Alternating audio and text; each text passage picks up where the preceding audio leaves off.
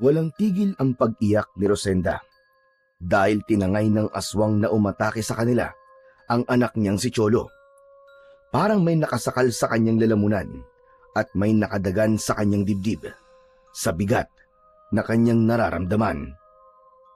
Itay! Ang anak ko! Kung anong gawin ng aswang na yun kay Cholo? Nangako sina Lucrecia at Epifanio na gagawin nila ang lahat para mailigtas ang aking apo. Yun na nga po, Itay eh. Sila ang gagawa ng paraan. Paano kung hindi na nila ibalik si Cholo? Anak, ikaw na rin ang may sabi na si Epifanio ang tatay ni Cholo. Yun nga po ang ikinakatakot ko. Dahil baka kunin ni Sir Epifanio si Cholo. Hindi ko po kaya mawala ang aking anak, Tay.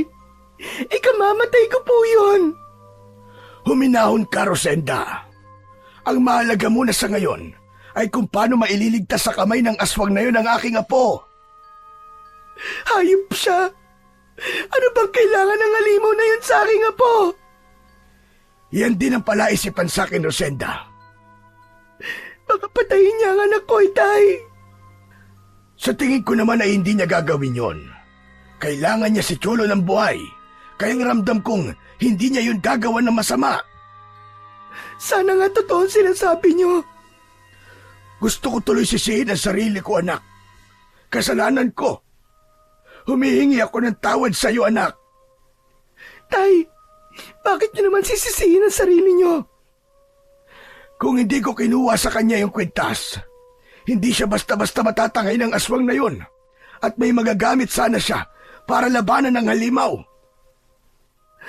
Wala na pong magagawa kung sisisihin niyo ang sarili niyo, Tay. Ang kailangan po nating gawin ngayon ay mag-isip ng paraan kung paano maililigtas ang aking anak. Samantala sa lugar na kung saan dinala ni Crisologo ang batang si Cholo, ay itinali niya ang paa at kamay ng bata upang mapigilan ang pagwawala nito. Sino ka ba? Ba't mo ako dinala rito? Ba't mo ako itinali? Crisologo, yun ang pangalan ko, Cholo. Ikaw yung aswang na tumangay sa akin. Ngayon nasaan yung tao ka na? Tama ka. At marami ka pang hindi nalalaman. Pero huwag kang mag-alala. Wala akong gagawin na masama sa'yo. Lalong hindi ko planong kainin ka. Pwede tayong maging magkaibigan. Mang Crisologo, parang awa niyo na po. Pakawalan niyo na lang po ako. Ayoko po rito.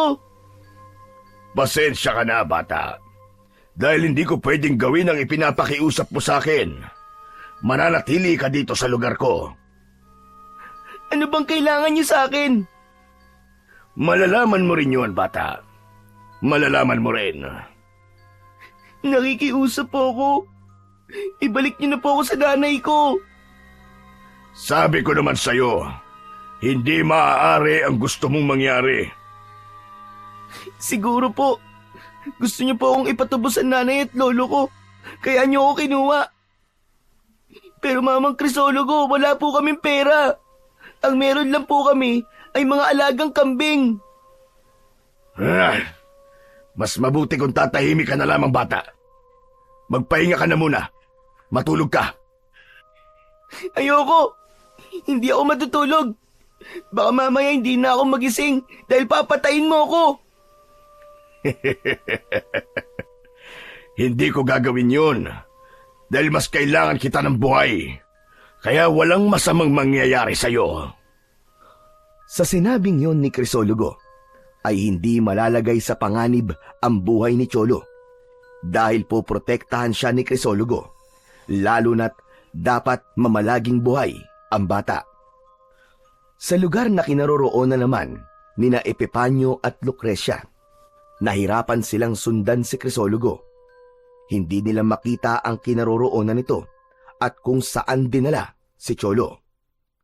Hayop na Crisologo na yun. Hindi na naawa sa bata. Ba't kinuha niya ang bata, Epifanio? Hindi ko rin alam, Lucrecia. Ang buong akala ko ay patay na ang taong yun. Pero buhay na buhay pa pala siya. Bakit nagbalik pa siya? Bakit nagbalik pa ang hayop na yon? Malamang, ikaw ang sadya niya. Kaya nagparamdam siyang muli. Hayop siya. Pagkatapos siyang lokohin ng aming papa, may kapal pa siya na mukhang magbalik. Dahil alam niyang wala na ang papa niyo. Napatay na. Kaya nga iba ang kutob ko sa pagbabalik niya, Lucrecia. Ano bang iniisip mong dahilan kung bakit nagpakita pa siya muli? Bakit ang anak mo ay idadamay niya sa kung anumang pinaplano niya? Yun nga ang nakakagalit, Lucrecia. Pati ang walang kinalaman na bata ay isinasangkot niya. Ang kailangan ay malaman natin kagad kung saan siya nagtatago. Lalo na't hawak niya ang anak mo. Kung kailan nasa atin na ang pagkakataon para makasama si Cholo, saka biglang nakialam naman si Crisologo. Abay dapat niyang pagbayaran ang pakikialam niya. Kaya gagawin ko ang lahat para matagpuan siya. Sisingling ko siya sa gulong dinala niya sa atin. Sanhi ng pagkawala ni Cholo. Bukod sa Lolo Victor at inay ng bata, ang isa pang labis na nalungkot ay ang kaibigan niyang si Ding. Nakarating sa kanya ang nangyari sa kaibigan na tinangay si Cholo ng isang aswang. Kawawa naman ang kaibigan ko. Paano ko kaya siya matutulungan? Uy, Ding! Ang lalim naman ang iniisip mo. Iniisip ko kasi ang kaibigan ko, Mitoy eh. Bakit? Ano nangyari kay Cholo? Hindi mo pa ba alam, Mitoy? Ang alin ba? Saka, hindi kasi ako mahilig sa chismis. Gaya niyo ng kaibigan mo eh. Sus, nagsalita ang hindi mahilig sa chismis. Huwag ka nga. Ikaw talaga, Mitoy. Ikaw pa ba? May mga kapitbahay nga kayong nag-aaway dahil sa ginagawa mong fake news eh. Uy, hindi ah. Teka nga, nasan ba kasi ang kaibigan mo si Cholo? Oh, akala ko ba hindi ka mahilig sa chismis? Tapos ngayon, nagtatanong ka. Bakit? Chismis ba yung tungkol sa kaibigan mo? Hindi. Kasi totoong tinangay siya ng aswang. Ano? Ibig mo sabihin, tinangay ng aswang si Cholo? Oo, Mitoy, tama ka. Sana nga, ikaw na lang ang tinangay ng aswang eh. Aba, ayos ka rin eh no? Bakit ako ang gusto mong tangayin ng aswang? Para mawala na ang bully na kagaya mo. Wala ka namang ginawa kundi ang manginis, di ba? Kaya dapat, ikaw na lang ang kinuha ng aswang. Saka, solve na solve sila sa'yo. Sa laki ba naman ng katawan mo na yan? Marami siya makakain. Mabubusog siya. Kita mo itong taon to? Asar ka rin eh no? Itong katabaan ko na naman ang nakita mo. Pero Ding, bakit si Cholo tinangay ng aswang? Hindi ko nga rin alam, Mitoy. Sana nga alam ko kung saan siya dinala eh. Ha? Bakit? Anong gagawin mo kung alam mo kung saan siya dinala? Siyempre, ililigtas ko ang kaibigan ko. Kaya lang, wala akong superpowers para iligtas siya eh. Kaya siguro, ipagpipray ko na lang siya na walang masamang nangyari sa kanya. Isang araw pa lamang ang lumipas mula ng tangayin ng aswang si Cholo. Subalit, pakiramdam ni Rosenda ay taon na yun. Halos wala siyang tulog sa magdamag na lumipas. Ang tanging laman ng isip niya ay ang nawawalang anak at kung anong kaya niyang gawin para ito ay iligtas. Hindi niya kayang maghintay na lamang ng balita at umasa sa ipinangako ni na Lucrecia at Epipanyo. Bilang isang ina, ay dapat siyang kumilos at gumawa ng sariling paraan.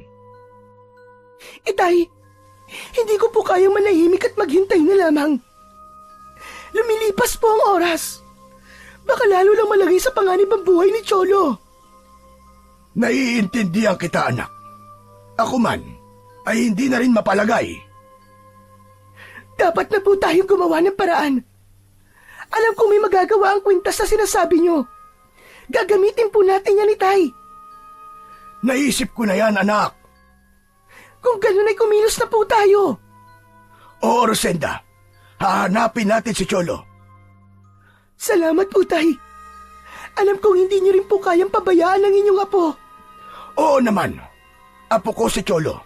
At mahal na mahal ko ang batang yon. Kaya pagkatapos na mag-usap ng mag-ama, ay inihanda nila ang kanilang mga kailangan para hanapin ang apo na tinangay ng aswang. Handa silang ilagay sa panganib ang kanilang buhay para iligtas ang bata. Bagamat walang katiyakan kung saan nila hahanapin ang aswang na tumangay sa bata, ay nananalig sila na tutulungan sila ng kwintas na nagtataglay ng mutya ng kambing. Lalo na't maraming ulit ng pinatunayan nito ang kakayahan para magligtas at gamitin ito laban sa mga kampon ng kadiliman. Kung saan-saan na tayo nagpunta, anak. Nagtanong-tanong na rin tayo tungkol sa posibleng pinamumugaran ng aswang. Pero wala silang masabi. Anong klaseng aswang ba yun? Bakit walang nakakaalam? Maaaring hindi siya katulad ng aswang na madalas gumagala para mambiktima. Kung ganun pala, sila Sir Epifanio at Ma'am Lucrecia lamang ang posibleng makaalam na kinaroroonan ng aswang na yon. Dahil kilala nila. Ganun na nga. Kaya wala tayong magagawa kundi ang makipagtulungan sa kanila. Pero tay, hindi pa po sila nagbabalik. Hindi pa sila uli nagpapakita sa atin. Maaaring ginagawa rin nila ang kanilang makakaya, anak. Importanteng malaman natin kung saan nagtatago ang aswang na yon. Oo, anak. Dahil kailangan maibigay kay Cholo ang kwintas na hawak ko. Malaking tulong ito para makatiyak tayo na hindi siya mapapahamak. Samantala, nahanap din nina Epifanio at Lucrecia ang kinaroroonan ni Crisologo. Nagulat pa ang huli nang pagbukas niya ng pinto ng kanyang bahay ay agad na nabungaran ang mag-asawa. Anong ginagawa niyo rito? At talagang ikaw pa nagtanong sa amin ng ganyan? Natural lamang na hahanapin ka namin, Crisologo, dahil sa gulong ginawa mo. Nasaan ang bata? Nasaan si Cholo? Pakawalan mo ang bata. Huwag mo siyang idamay sa anumang galit mo sa akin. Kung mag-utos ka, para bang basta ko nalang pakakawalan ng bata? Dahil wala siyang kinalaman sa anumang problema mo kay Epifanio. Si Cholo ang alas ko. Buti na nga lang pala at nalaman ko kagad na nagkaroon ka ng anak sa dati niyong kasambahay, Epifanio. Kaya may magagamit ako sa plano ko. Ano bang gusto mo mangyari, Crisologo? Ano bang kailangan mo? Maliit na bagay lang naman. Ano nga yun? Sabihin mo! Ang ipinamana ng namatay nating papa para sa akin, hindi mo pa ibinibigay. Kayamanan?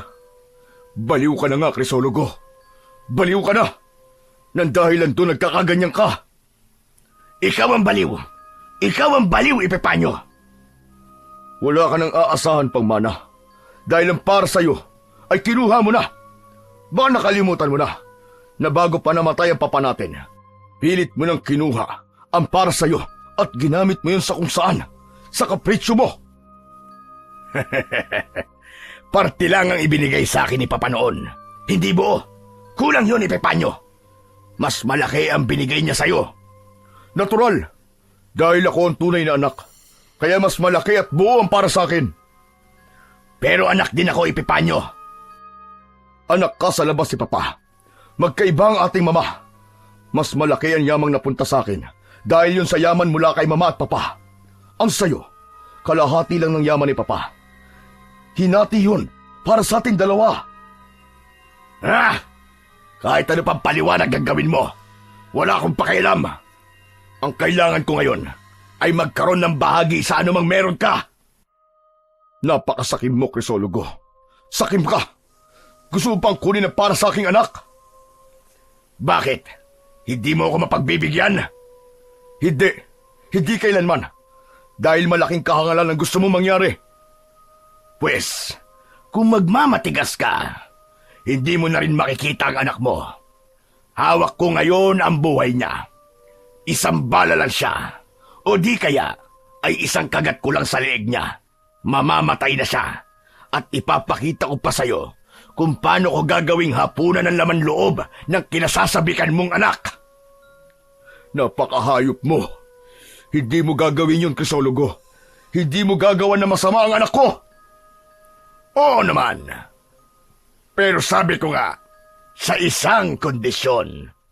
Hindi ka naman siguro mahirap pumintindi, hindi ba? Epipanyo, huwag kang maniwala sa kanya.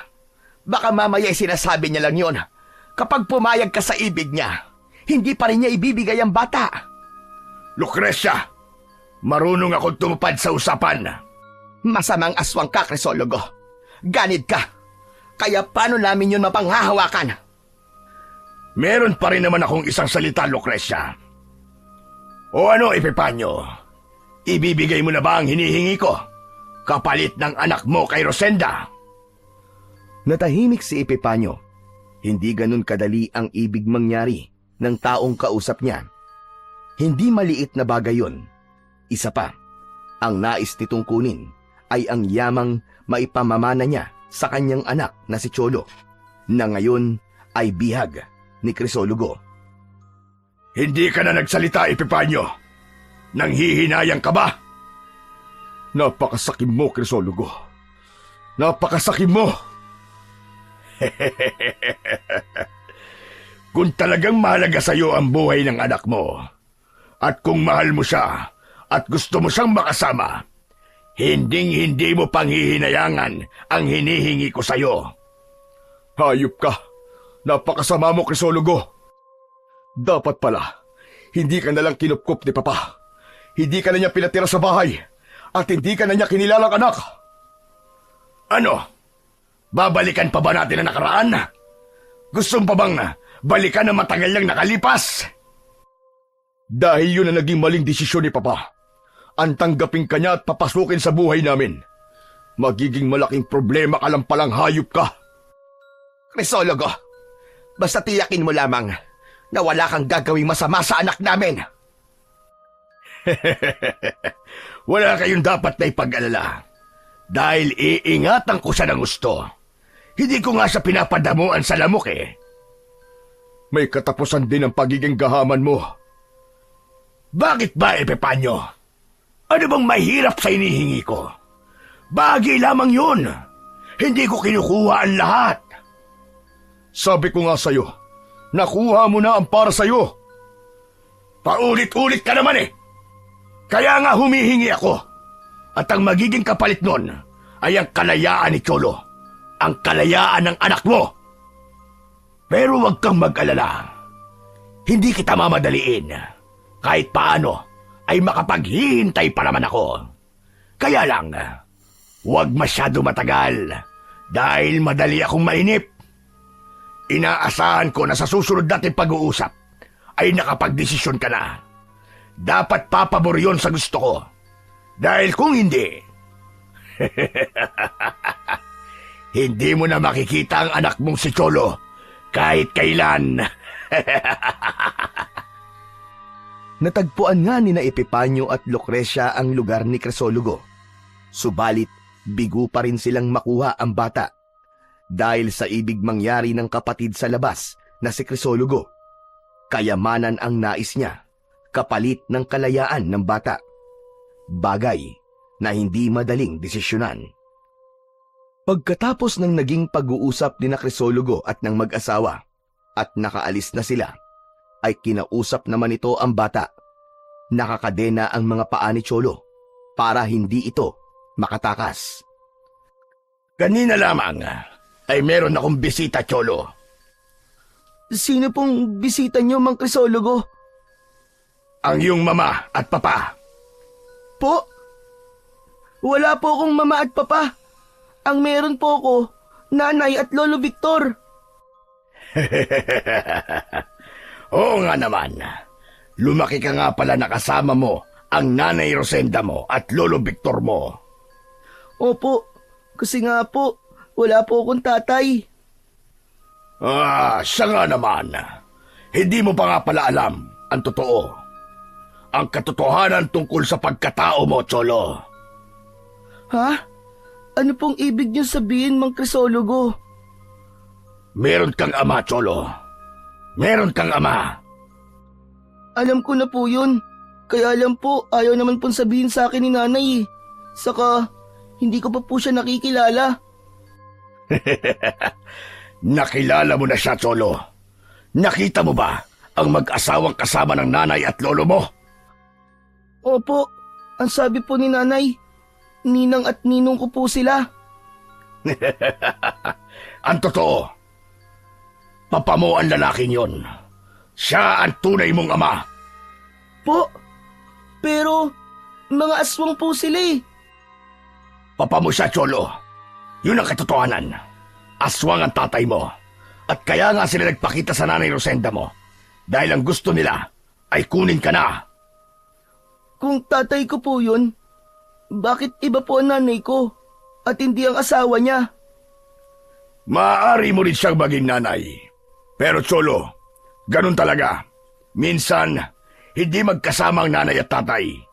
Pero ang tungkol sa bagay na yan ay maiintindihan mo rin. Pagdating ng panahon, ang gusto ko lang malaman mo ngayon ay kung sino ang tunay mong tatay. At yun nga ay si Epipanyo. Sabi niyo po, gusto nila akong kunin sa nanay ko. Oo. Ikaw, gusto mo bang kunin ka nila at ilayo sa nanay at lolo mo? Ayoko po, ayoko. Hindi ko pwedeng iwan ng nanay at lolo ko. Kaya please lang po, pakawalan niyo na po ko. Kasi nag-aalala na po sa akin sila nanay at lolo. Miss na miss ko na nga po sila eh. Gusto ko na po silang makita at makasama. Pasensya ka na, Cholo. Dahil ang kalayaan mo ay nakadepende sa sinasabi kong tatay mo, si Epipanyo. Siya ang makapagsasabi kung kailan kita palalayain. Paano po, Mang Crisologo? Kapag pumayag siya na ibigay sa akin ang aking hinihingi sa kanya. Eh ano po bang hinihingi niyo sa kanya? Sa amin na lang yon, Cholo. Kami na ng Papa Epipanyo mo ang nagkakaintindihan tungkol sa bagay na yon. Sapagkat nangako si Epipanyo at Lucrecia na sila na ang bahala upang mailigtas at makuha si Cholo sa aswang na si Crisologo. Kaya nakipagkita sila kina Rosenda at Lolo Victor upang ipaalam ang balita. Natagpuan niyo na pala kung saan ang halimaw na kumuha sa anak ko. Ba't di niyo pa rin siya iniligtas? Kung gusto nyo, samahan nyo ko. Ako ang haharap sa aswang na yon. Hindi ako natatakot sa kanya. Hindi ganun kadali yun, Lolo Victor. Parang awa mo na, Epipanyo. Iligtas mo ang anak ko. Ibalik mo na siya sa amin, maawa ka. Rosenda, nangako kami sa iyo at gagawin namin ang lahat. Pero kailan? Lumilipas ang mga araw. Hindi bang sabi mo kapatid mo siya sa ama, Sir Epipanyo? Bakit kinuha niya si Cholo? Ano ba kailangan niya sa anak ko? Rosenda, ginagamit niya ang bata para sa kanyang nais na kunin sa akin. Ano yun? Kayamanan, Rosenda. Kayamanan. Bahagi ng kayamanan ni Epipanyo, kapalit ng kaligtasan ni Cholo. Dahil sa kayamanan mo, pati buhay ng anak ko nasa panganib. Kung mahalaga sa iyo ang bata, hindi mo siya hahayaang mapahamak. Kawawa naman ang apo ko. Wala siyang kamalay-malay na hostage pala siya. Ginawa siyang pamalit sa kayamanan na ibig kunin ng aswang na yon. Kapag hindi mo na ibigay ang gusto ni Crisologo, ibig sabihin, papatayin niya ang anak ko. Nakikiusap ako, Sir Epipanyo. Huwag mong hayaang mapahamak ang anak ko. Pilit na binabasa ni Rosenda ang mga mata ng kausap ang desisyon ng mga ito. Kung handa ba nilang ibigay ang hinihinging ransom para sa kaligtasan ni Cholo. Hindi ko kayang makita na mapahamak ang anak ko. Kaya ako naman ngayon ang makikipagkasundo sa inyo. Rosenda, anak, anong pakikipagkasundo ang pinaplano mo? Tay, ito na lamang po naiisip kong paraan para matiyak na papayag sina Sir Epipanyo at Ma'am Lucrecia na ibigay sa halimaw na yun ang kailangan kapalit ng kalayaan ni Cholo. Kapag nailigtas niyo ang buhay ng anak ko gamit ang kayamanan niyo na hinihingi ng aswang na yon, payag na akong ipaubaya sa inyo ang anak ko. Anak, ano ba sinasabi mo? Tay, handa po ako magsakripisyo. Handa ako mawalay sa akin ang anak ko. Huwag ko lang siyang makitang walang buhay at naging biktima ng aswang na yon. Kahit hindi ko na makasama ang anak ko ay tatanggapin ko. Basta matiyak ko lang na buhay siya. Kaya mo ba yon, anak? Kakayanin ko po, Tay. Kakayanin ko. Para sa kaligtasan ni Cholo. Mahal na mahal ko ang anak ko. Mas mahalaga ang buhay niya kaysa sa pagsasama naming dalawa. Sa sinabi ni Rosenda, ay agad ding nakapagdesisyon sina Epipanyo at Lucrecia. Yun na nga ang pagkakataong hinihintay nila. Hindi na sila mahihirapan pa para kunin ang bata dahil kusa na itong isusuko sa kanya ni Rosenda. Ibibigay na sa kanila si Cholo. Rosenda, minsan na tayo nagkaroon ng kasunduan at sinira mo yon. Alam ko po, ma'am. Pero ngayon, wala na po akong magagawa. At hindi ko yun maaaring sirain. Payag ako sa mga sinasabi mo, Rosenda. Ligtas na ibibigay sa akin ni Crisologo si Cholo. Pero gaya na sinabi mo, sa amin na ang bata. Opo.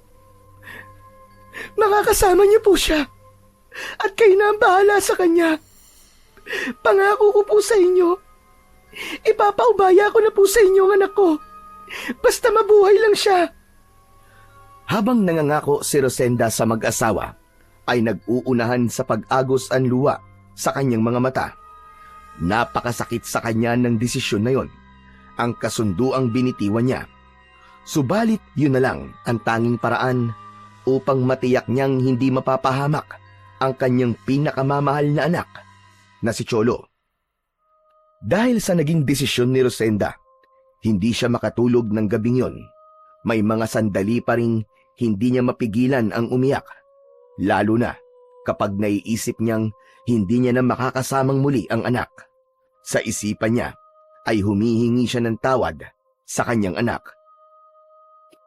Sorry, anak.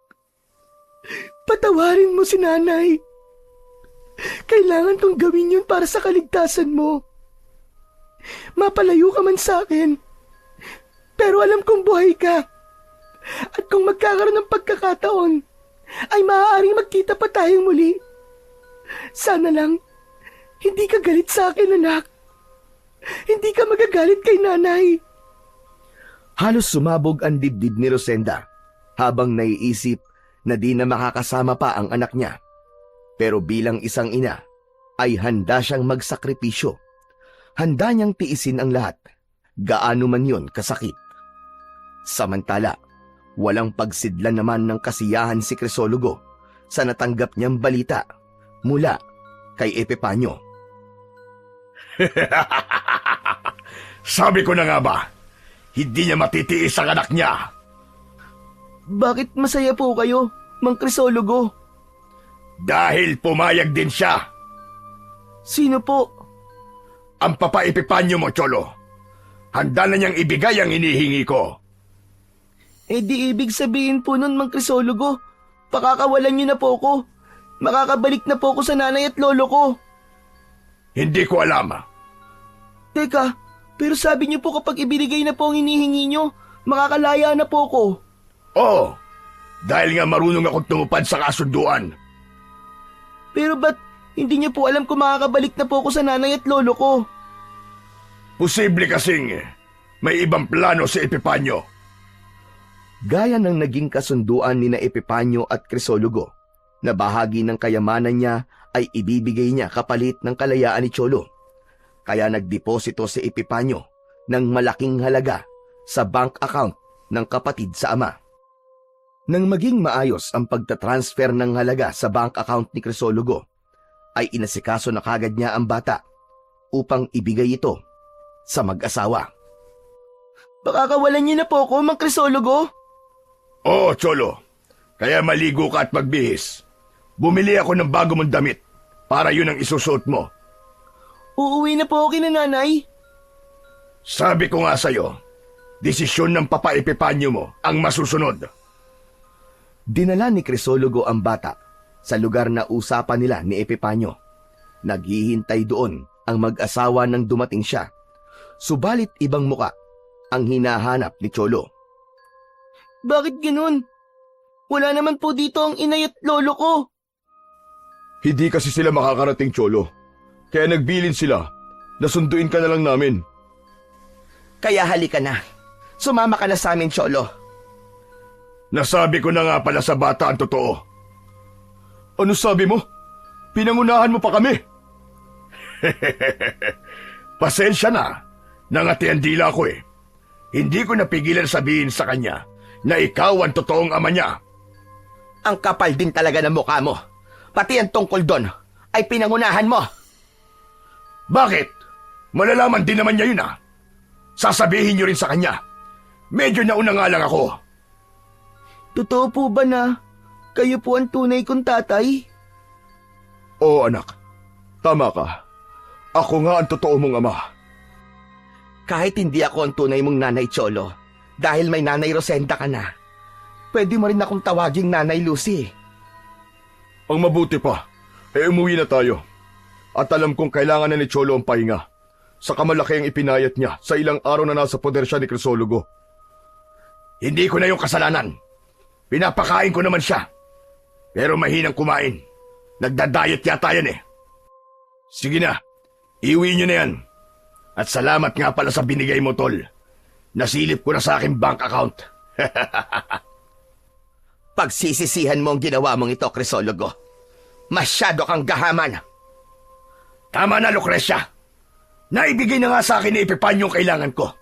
Ano pa bang inireklamo ng butsi mo? Tama na yan. Umuwi na tayo, Lucrecia. Hindi niyo po ba ako ihahatid sa amin? Sa ibang araw na lamang, Cholo. Doon ka na muna sa amin.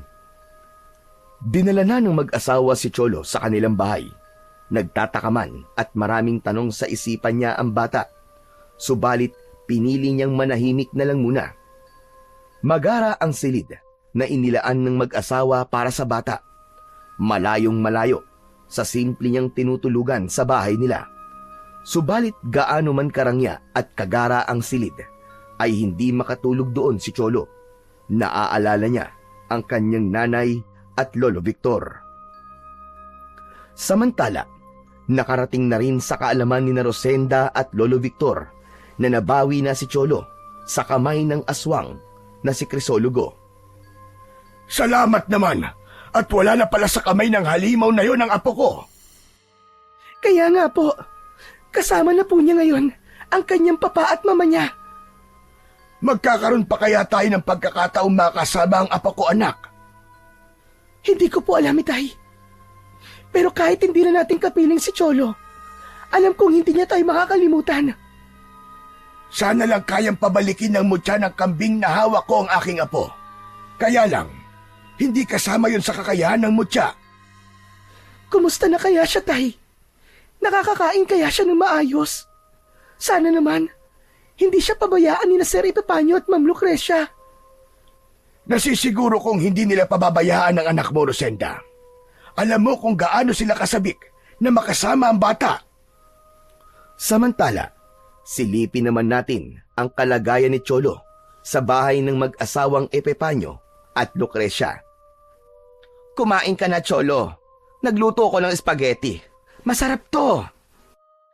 Ayoko pong kumain yan. Saka hindi ko po paborito yan eh. Pansit Canton po na binibili po sa tindahan ng niluluto ni nanay para sa akin. Subukan mong tikman tong spaghetti, anak. Tsak na magugustuhan mo yan. Oo nga naman, anak. Masarap magluto ang Mama Lucy mo.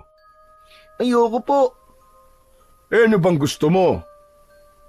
Ang gusto ko po ay umuwi na sa amin. Kasi po hinahanap na po ako ni nanay at lolo eh. Please naman po, ihatid niyo na po ako sa amin.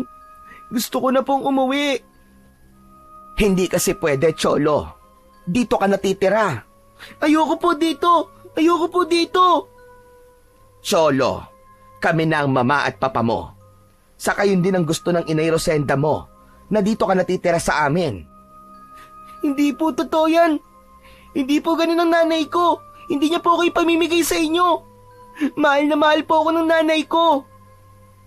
Ngunit kami ang totoo mong mama at papa, hindi ang inay Rosenda mo. Hindi po totoo ang sinasabi nyo. Nagsisinungaling po kayo. Please lang po, uuwi na po ako sa amin. Kahit hindi nyo na po ako iatid, kaya ko naman pong umuwi mag-isa eh. Huwag sanang matigas ang ulo mo, Cholo. Sabi ko nga sa'yo, dito ka natitira sa amin mula ngayon. Ayoko nga po dito. Doon po ako titira kay Nanay Rosenda ko, hindi po dito. Ito na ang magiging bahay mo, Cholo. Hindi mo ba naiintindihan yon? Dito ka natitira at kami na makakasama mo. Huwag mong sagarin ang pasensya kung bata ka. Lucrecia, ano ka ba naman? Kalma lang. Ganyan talaga. Bata yan eh. Sige na, Cholo. Kung ayaw mong kumain, doon ka na muna sa kwarto mo. Sumunod si Cholo sa iniutos ni Epipanyo. Malungkot at masama ang loob na pumasok ng kanyang kwarto ang bata. Malapit na ako mapikon sa kanya, Epipanyo. Ginagawa na nga natin ang lahat, pero baliwala pa rin sa kanya. Ano ka ba naman, Lucrecia? Natural. Lumaki ang bata kay Rosenda. Kaya hindi natin siya dapat madaliin. Hindi mo siya masisisi. Pero tayo ang mga magulang niya. Kasangkapan lamang si Rosenda. Tayo ang nagplano para magkaroon ng anak. Saka isa pa, anak mo siya, hindi ba? Dugo at laman mo si Cholo. Bigyan muna natin siya ng pagkakataon. Naninibago lamang siya. Hanggang kailan, Epipanyo? Hanggang kailan? Masyado na malaki naging puhunan natin sa batang yan. Mula nang ipagbuntis siya ni Rosenda at ngayong malaki na siya. Malaking halaga nang nawala sa atin dahil sa kagagawan ng kasologo na yon. Huwag mong panghinayangan yun, Lucrecia. Tapos ngayon ano? Mukhang magiging problema pa rin natin ang batang yan. Hayaan mo. Ipaubaya mo na lang muna sa akin si Cholo. Akong bahala sa kanya. Sabi ko nga sa'yo, hindi magiging madali ito dahil hinahanap-hanap pa rin niya ang mga taong kanyang kinalakihan. Pasensya ka na sa akin. Ayoko rin namang magtaas ng boses kay Cholo. Kaya lamang minsan, hindi ko kayang kontrolin ang sarili ko. Alam ko mapapalapit din ang loob ni Cholo sa atin, Lucrecia. Maniwala ka. Yun din nga ang nais ko. Para magkaroon na ng katuparan na matagal na nating pinakaaasam na magkaroon ng kompletong pamilya. Isa pa, kailangan natin si Cholo dahil siya magpapatuloy ng ating lahi at magiging tagapagmana ng mga bagay na pinaghirapan natin. Huwag kang mag-alala. Pasasampat, matutupad din yung mga bagay na inaasam natin. Buo ang pag-asa ng mag-asawang Epipanyo at Lucrecia na darating ang araw na makukuha rin nila ang loob ng bata. Kaya handa silang magtiis at magtiyaga. Yun nga lang, hindi nila alam kung hanggang kailan. Nang umagang yun ay naghahanda si Lolo Victor upang pumunta sa kanyang mga alagang kambing nang makita niya si Ding. Magandang araw po, Lolo Victor. Oh, ikaw pala, Ding. May kailangan ka ba? Nagbalik na po ba si Cholo? Hindi pa, Ding. Po? Andun pa rin po siya sa aswang na kumuha sa kanya? Kawawa naman palang kaibigan ko. Hindi, Ding. Wala na siya roon. Ligtas na ang kaibigan mo. Kaya lamang, hindi pa siya umuuwi. Andun siya sa kanyang ninong at ninang. Doon muna si Cholo ngayon. Hanggang kailan po siya ron? Kasi po, namimiss ko na po talaga ang kaibigan ko eh. Matagal na po kaming hindi nakakapaglaro. Alam mo, Ding, malamang ay miss ka na rin ni Cholo. Saan na po, bumalik na siya. Para po makapaglaro na po ulit kami. Hayaan mo, Ding, at sasabihin ko sa kanya, makakarating ang sinabi mo. Salamat po, Lolo Victor. Umalis na ang batang si Ding. Ramdam niya ang kalungkutan ng bata dahil sa kasabikang makita uli ang kaibigan. Malamang ganun din ang nararamdaman ng kanyang apo. Kaya nga lang, walang katiyakan kung makakapaglaro pa uli ang dalawang bata. Lalo na't hindi napapayag pa sina Epipanyo na ibalik si Cholo. Isa pa, nagkaroon na rin ng kasunduan sina Rosenda at ang mag-asawa. Sa bawat paglipas ng mga araw, bagamat hindi nagiging madali para kay Rosenda, ay unti-unti na niyang pilit na inaalis sa isipan si Cholo. upang hindi na rin maapektuhan ang pang-araw-araw niyang ginagawa. Kaya lamang, sinisikap man niyang maging abala sa maghapon para hindi na sumagi sa isipan ng bata.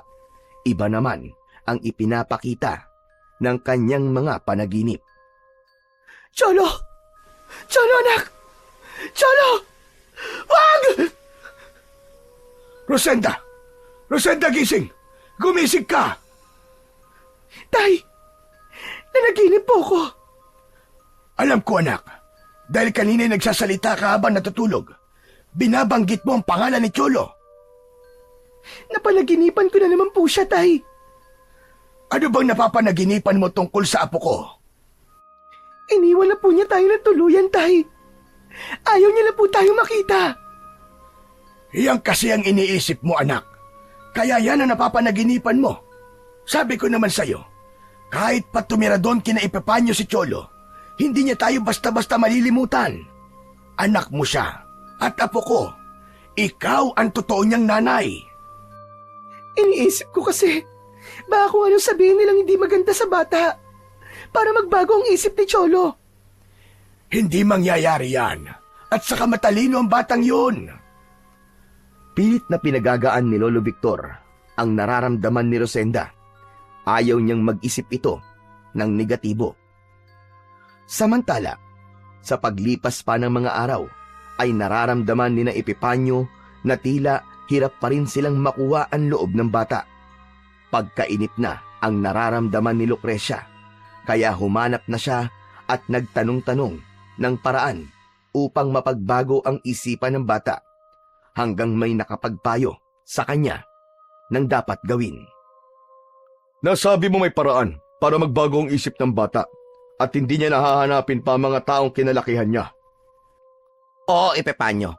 May sinabi sa akin na paraan. Ano namang paraan yun, Lucrecia? Ang maisalin na natin sa kanya, ang pagiging ganap na aswang. Hindi na kailangan yun. Sa takdang panahon, kapag nasa tamang edad na si Cholo, ay magiging aswang din siyang katulad natin. Dahil may dugo siya ng aswang. Pero matagal pa ang panahon na yon, Epipanyo. Ngayon na ang tamang panahon para maging aswang ang bata, para hindi na siya mag-isip pang bumalik kina Rosenda. Lucrecia, hindi gawain ng mabubuting aswang ang ibig mong mangyari. Hindi tayo ganun. Alam mo yun. Aswang nga tayo, pero nabubukod tangi tayo sa iba. Yun ang dapat na nating baguhin, Epipanyo. Anong ibig mong sabihin, Lucrecia? Kalilimutan na natin ang pagiging mabuting aswang. At gagawa na rin tayo ng mga bagay na ginagawa ng masasamang uri ng aswang. Ano bang nangyayari sa'yo, Lucrecia? Bakit ka nagkakaganyan? Yun na lang ang tanging paraan para hindi na mag-isip pang umalis sa poder natin ang bata. Kapag naging kauri na natin siya at naging masamang aswang, hindi niya nagugustuhin bumalik pa sa mga taong kinalakihan niya. At tayo na ang kikilalanin niyang mga magulang. Dahil kasama ng pagpasa ng pagiging masamang aswang kay Cholo ay ang pagbabago na rin ng takbo ng kanyang isipan. Magiging parusa yun para sa bata. Alam mo kung anong pinagdaraanan ng mga aswang na gumagawa ng masama. Ang paggasik ng lagim. Nagiging panganib yun sa kanilang buhay. Wala silang kapayapaan at katahimikan. Pero magiging kapalit naman nun ay patuloy natin makakasama ang bata. At gaya ng hangad natin, magiging buo na tayo. Magiging isang pamilya. Natahimik si Epipanyo dahil isa yun sa inaasam niya, ang manatili na sa kanilang piling ang anak. Ang wag na itong makaisip pang bumalik sa kanyang nanay Rosenda at Lolo Victor. Hindi ba tama lang ang naisip ko? Ewan ko. Naguguluhan ako, Lucrecia. Mahalaga ang bawat oras, Epipanyo. Tandaan mo yan. Ngunit, kabutihan lang ng bata ang iniisip ko. Paano kung mapahamak siya? Andito tayo para protektahan siya. Tayo ang magtuturo sa kanya ng buhay ng pagiging aswang. Nag-iisip pa rin si Epipanyo kung dapat ba niyang sang-ayunan ang mungkahi ni Lucrecia o maghihintay na lamang sila ng tamang panahon para sa pagiging mabuting aswang ni Cholo, o yayakapin na nila ang pagiging masamang aswang na ang kapalit ay hindi na mawawala sa kanila ang bata. Subalit walang kamalay-malay ang mag-asawa na ang mga pinag-uusapan nila ay napapakinggan pala ni Cholo.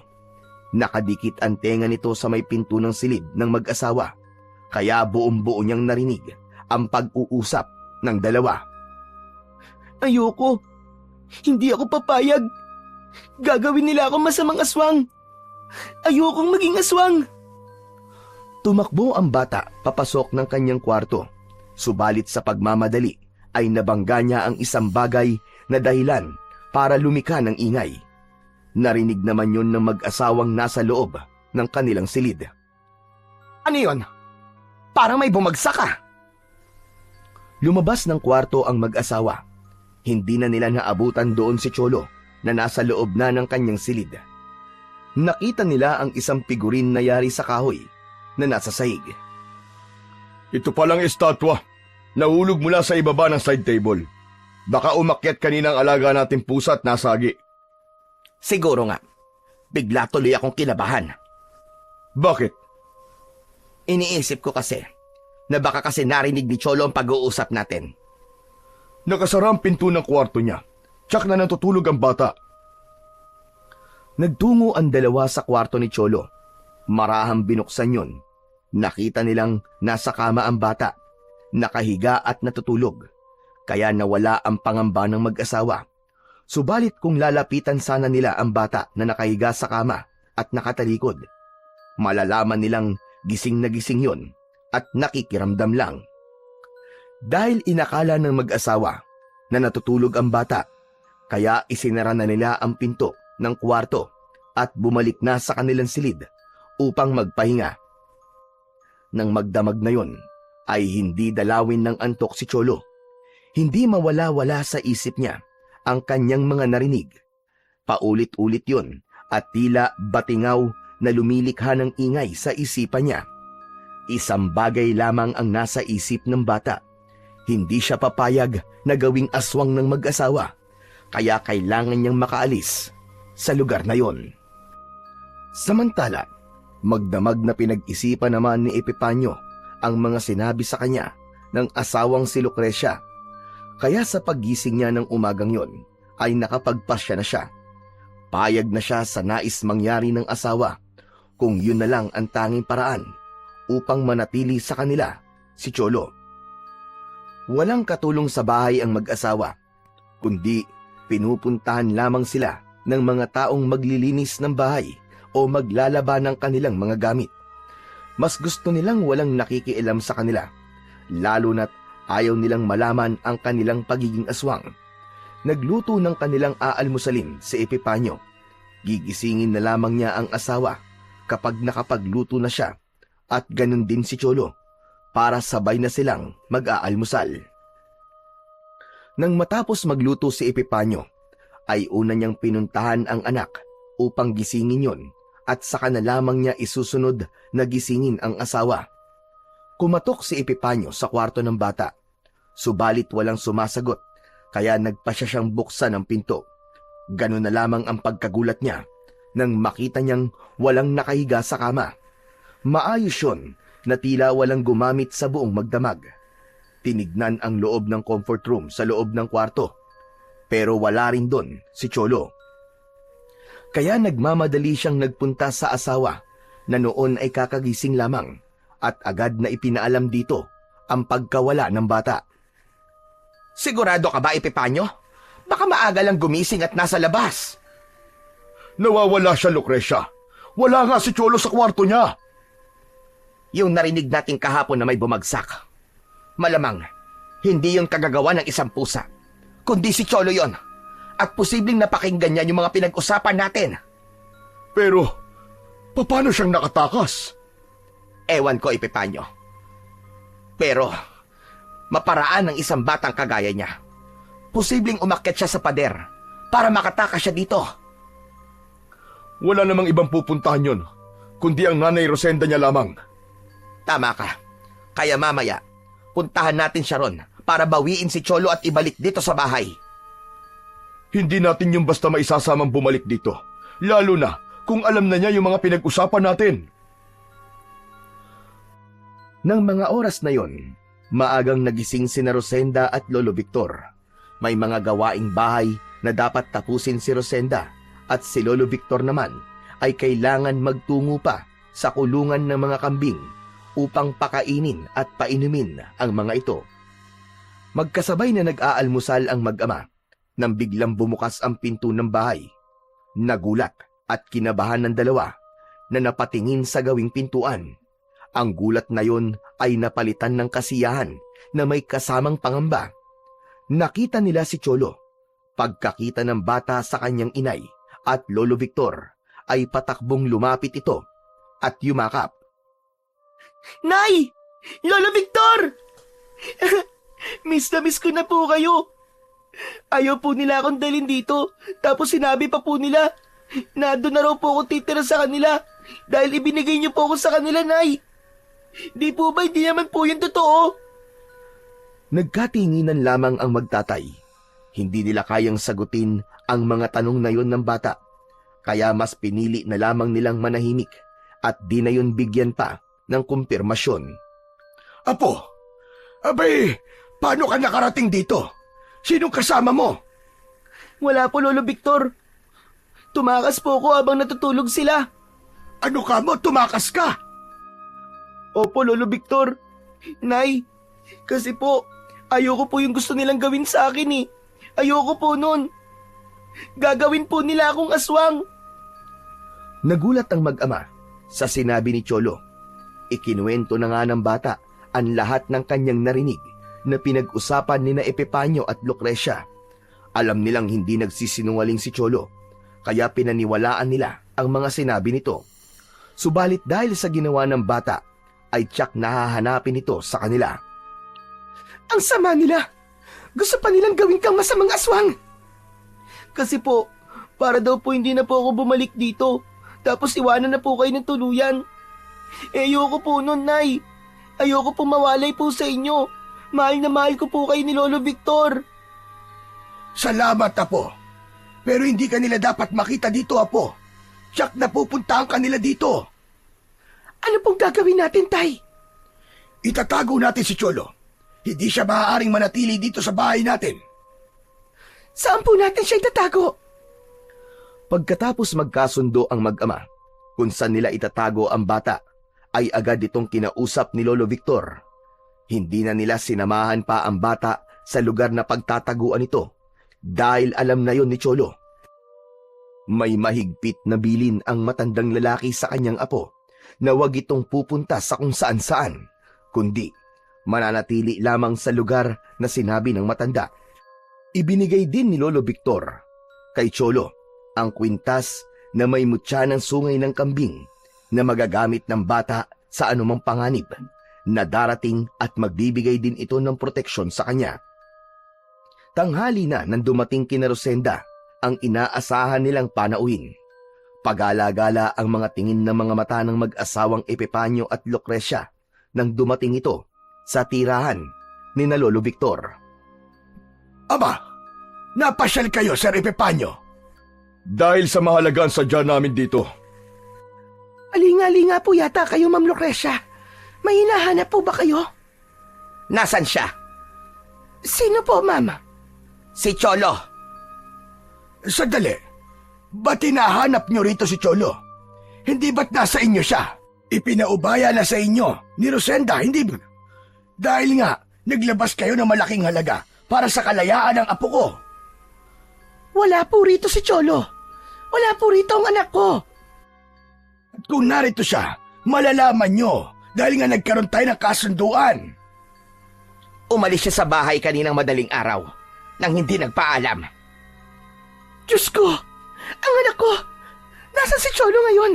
Saan nagpunta ang batang yon? Teka, nagsasabi ba kayo na totoo? Wala ba talaga rito ang bata? Wala! Hindi siya nagagawi rito. Hindi ako naniniwala sa inyo. Alam kong nagpunta rito si Cholo dahil wala siyang ibang pwedeng uwian kundi dito lamang. Nagsisinungaling kayo! Ba't bakit naman kami magsisinungaling? Kapag may masamang nangyari sa apo ko, mananagot kayong dalawa! Pilit na binabasa ng mag-asawa ang mga reaksyon ng muka ni na Lolo Victor at Rosenda. upang mula roon ay makita nila kung nagsasabi nga ba sila ng totoo o nagsisinungaling. Talaga bang wala rito ang anak ko? Epipanyo, pinagdududahan mo ba kami? Bakit kami magsisinungaling kung kaligtasan ng apo ko ang nakataya? Umalis siya ng bahay. Tumakas ho siya. Dito lang siya pwede pumunta. Kung may iba man lugar na pwede niyang puntahan, abay saan naman yun? Hindi ko alam, Epipanyo. Sir Epipanyo, Ma'am Lucrecia, hanapin po natin ang anak ko. Nakikiusap ako. Baka kung anong mangyari sa kanya. Ang aswang na dating tumangay kay Cholo, baka kinuha uli siya. Ewan ko. Hindi ako sigurado. Kung si Crisologo nga ang kumuha sa kanya, tsak ipapaalam niya yon sa amin. Dahil tsak, hihingi na naman yun ng kung ano. Bumalik na sa kanilang bahay ang mag-asawa. Subalit, hindi pa rin sila kumbinsido sa sinabi ni na Rosenda na wala sa kanila ang bata at hindi nila alam kung nasaan si Cholo. Epipanyo, nagsasabi kaya lang totoo magtatay na yon? Hindi ko rin alam, Lucrecia, kung dapat ba natin silang paniwalaan. Pero oras na niloko niya tayo. Tuluyan ang mawawalan tiwala ko sa kanila. At may paglalagyan talaga sila. Aalamin muna natin ang totoo, Lucrecia. Ilang ulit na nila tayong pinaglalaruan at niloloko. Sobra na yon. Kailangan managot na sila kapag napatunayan natin na nagsisinungaling ang dalawang yon. Totoo sa loob ni Lucrecia ang pagbabanta na yon. Hindi na niya mapapatawad pa si na Rosenda kapag natiyak niyang nagsisinungaling ang magtatay. Samantala, sa lugar na kung saan pinagtatago ni Lolo Victor si Cholo, ay naroon at nag-iisa ang bata. Kasama nito ang mga kambing na alaga ng matanda. May maliit na kubo malapit sa kulungan ng mga kambing, at yun ang lugar na itinuro ng matanda upang doon pansamantalang manatili ang bata. Subalit may nakadiskubri na naroon si Cholo. Bulaga! Hoy! Aray! Ang sakit naman doon, Cholo. Nasundot mo yung mata ko. Pambira ka naman talaga, oo. Ay, sorry, Ding. Ikaw naman kasi nanggugulat ka eh. Hayan tuloy. Nawala ka lang ng 1 linggo, nananakit ka na. Eh kasi nga, akala ko, kalaban ka. Ano ka mo, kalaban? Bakit? May kaaway ka ba? Kuwan kasi, may pinagtataguan ako, kaya nandito ako ngayon. Ha? Alam na ba ng Lolo Victor mo na nandito ka? Oo, Ding. Siya nga may sabi na dito daw muna ako at hindi ako pwedeng umuwi sa bahay namin. Teka, Cholo. Sino mo pinagtataguan mo? Ang tatay ko. Talaga? Nagkita na kayo ng tatay mo? Pero, bakit pinagtataguan mo? Eh kasi nga, gagawin nila akong aswang. Ano? Totoo ba sinasabi mo? Oo, Ding. Ibig niya akong gawing masamang aswang. Ang labo naman ang sinasabi mo, Cholo. Ano yan? Kwento sa pelikula ba yan? Ano ka ba naman, Ding? Totoo ang sinasabi ko sa'yo. Magsisinungaling ba naman ako? Gagawin talaga nila ako masamang aswang. Pero syempre ayoko nun. Hindi ako papayag na gawin nila ako masama. Kaya tumakas ako sa kanila para bumalik sa inay ko. Tapos nga, pinagtago nila ako rito. Dapat pala, walang ibang makaalam na nandito ka. Oo, Ding. Kasi nga, hinahanap ako ng papaipipanyo ko eh. Dinadalhan na lamang ni Rosenda ng pagkain ng anak sa lugar na pinagtataguan ito. Tinitiyak niyang walang ibang nakakaalam na naroroon si Cholo. Nag-ingat ka ba nang dumalaw ka sa apo ko, Rosenda? Opo, Itay. Tinitiyak ko pong walang nakasunod sa akin nang puntahan ko po si Cholo para dalhan po ng pagkain. Mabuti naman. Pero Tay, hanggang kailan po natin siya itatago? Hindi ko rin alam. Pero tiyak, gagawa po sila ng paraan para makita ang anak ko. Lingid sa kaalaman ni na Rosenda at Lolo Victor, ay nagbayad na pala ng tao ang mag-asawa upang subaybayan ang mga kilos ni na Rosenda at Lolo Victor. Kaya nalaman nilang nagsisinungaling ang mga ito. Sinasabi ko na nga ba? Pinaglalaroan nila tayo, Epipanyo. Nagsisinungaling sila sa atin. Alam nila kung nasaan si Cholo at tinatago nila sa atin. Tama ka, Lucrecia. At tuluyan na nilang sinira ang pagtitiwala natin sa kanila. Dapat lamang naparusahan ang mga kagaya nila. Wala na tayong ibang paraan na dapat gawin, kundi tuluyan ng yakapin ang pagiging masamang aswang upang makapaghiganti sa kanila. Tama ka, Epipanyo. Kailangan parusahan sila at ipatikim sa kanila ang ating ngit-ngit. Dapat silang magbayad sa ginawa nilang panloloko sa atin. Kaya ng gabing yon ay lumuhod ang mag-asawang Epipanyo at Lucrecia sa harap ng isang kakaibang uri ng anito. Umusal sila ng orasyon upang tawagin ang espiritu ng dilim na magbibigay sa kanila ng kapangyarihang itim. Kung kaya ang mabuting aswang na nasa kanilang pagkatao ay mapalitan ng espiritu ng dilim para maging masamang aswang. Mabuting aswang sila, pero panluloko ang isinukli sa kanila. Kaya ngayon ay handa na nilang tanggapin ang pagiging masama. Hahanapin din nila si Cholo upang gawing kauri nila at hinding-hindi na siya mahihiwalay pa sa kanila. Pagkatapos ng ginawang orasyon ng mag-asawa, ay binalot ng itim na usok ang lugar kung saan sila nakaluhod. Ang itim na usok ay pumasok sa kanilang katawan. Kasunod noon ay ang pagbabago ng kanilang itsura. Naging mabangis ang kanilang anyo. Nagkaroon ng matutulis na pangil at mahahabang kuko ang kanilang mga kamay. Nagkulay dugo ang kanilang mga mata. Ganap ng sumailalim sa pagkatao nila ang kasamaan. Sila na ang uri ng aswang na maghahasik ng lagim at maghahatid ng kapahamakan sa mga tao. Maliwanag ang buwan ng gabing yon dahil nag-iisa si Cholo sa kubo na pansamantala niyang tinutuluyan, ay nakaramdam ng pagkainip ang bata. Ilang araw na rin kasi siyang namamalagi roon. Bagamat dinadala naman siya ng pagkain, ay hindi sapat yon. Gusto pa rin niyang umuwi sa kanilang bahay. Dahil gabi at alam niyang tulog na ang mga tao, kaya nagpasya ang bata na umuwi muna para dalawin ang kanyang nanay at lolo Victor. Binitbit niya ang isang lumang itak na naroon sa kulungan ng kambing. Magagamit niya yung pananggalang. Hindi naman siya magtatagal. Sisilip lang siya at makikipagkwentuhan sandali at babalik na rin sa kanyang pansamantalang tirahan. Lakad-takbo ang ginawa ni Cholo upang kagad siyang makarating sa kanilang bahay. Nang malapit na siya doon, ay may kakaiba siyang naramdaman sa suot niyang kwintas. Umilaw yon at gumalaw. Ha? May panganib. Yun ang alam kong ibig sabihin ng pagliwanag ng kwintas ko. May panganib na malapit lang sa kinaroroonan ko. Hanggang sa natanaw na nga ni Cholo na may dalawang kakaibang nilalang na nag-aabang sa harap ng kanilang bahay. Hindi maaari. May mga aswang.